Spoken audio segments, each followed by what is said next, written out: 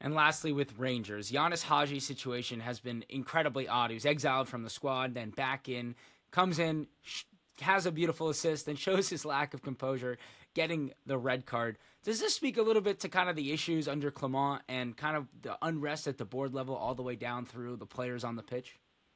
I've got to say, yes, it does. I think it does. It is sort of the whole thing does come from the top, and people don't realise just having been in a club, you don't realise just how much that impacts the whole feeling, the mood, everything from all week in training all the way through, and tempers often start to fray.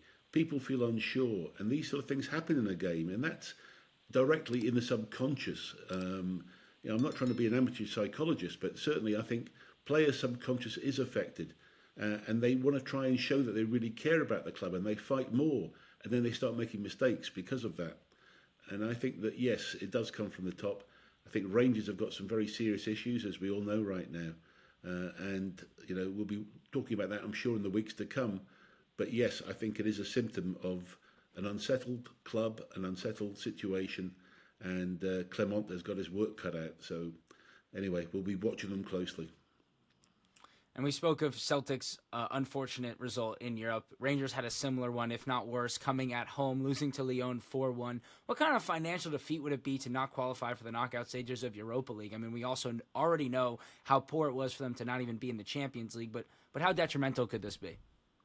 Well, I think you'd be looking at probably another 5 to possibly more million, but it's not nowhere near as big as Celtic, obviously in the Champions League, but certainly Europa League.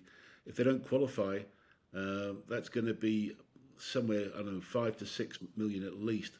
I'll have to go back and look at the numbers on it, but look, that was embarrassing, and it's also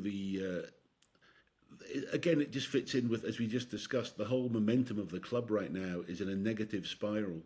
And that really added to it. To ship 4 goals at home on a Europa League night is very bad. And being back at Ibrox as well, everybody was starting to believe that we're away from Hampden now, we're back home at Ibrox, we'll make it a fortress, and then that happened.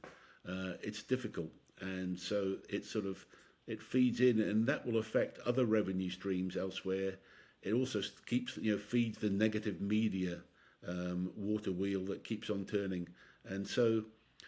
Well, the Europa League money would be very important for Rangers right now, very important, probably more important than the Champions League money is for Celtic right now, if you look at it.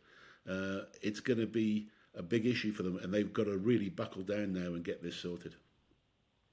And, we've spoken about Clement, and I know you believe in the stability of keeping him around and backing him to do a full project rebuild, but he may not get the opportunity. The performance at the weekend against St. Johnstone was not very convincing either. We have another international break coming up in a month. What will it take to make sure he feels secure going into that break? Results. That's all it's going to take. And you're right. The game against St Johnstone was hardly shattering form as well.